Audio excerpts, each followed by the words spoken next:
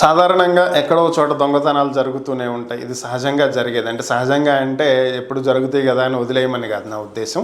So దొంగలు అనేవాళ్ళు ఉంటారు, వాళ్ళు దొంగతనాలు చేస్తూ ఉంటారు. మొన్న ఈ మధ్య మోహన్ బాబు ఇంట్లో కూడా దొంగతనం జరిగింది అనేటువంటి వార్తలు విన్నాం. అయితే ఇక్కడ పరిస్థితి ఏంటంటే ఏకంగా ఒక రాష్ట్రానికి ఉప ముఖ్యమంత్రి ఇంట్లోనే దొంగతనం.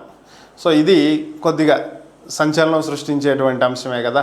సెక్యూరిటీ టైట్గా ఉండేటువంటి అలాంటి ఇళ్లల్లో కూడా దొంగతనాలు జరుగుతున్నాయి అంటే ఇక సాధారణమైనటువంటి ప్రజల ఇళ్లల్లో దొంగతనాలకి పెద్ద కష్టమేం కాదు దొంగలకి.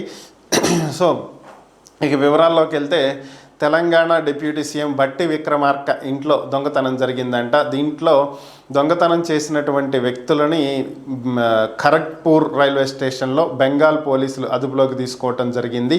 దీంట్లో రోషన్ కుమార్ అలాగే ఠాకూర్ రాహుల్ ఇలా ఒక ముగ్గురు వ్యక్తుల్ని అదుపులోకి తీసుకున్నారు. వీళ్ళ దగ్గర నుంచి ఒక 2.5 లక్షల రూపాయల నగదు, ఒక 100 గ్రాముల బంగారాన్ని అయితే రికవరీ చేయగలిగారంట.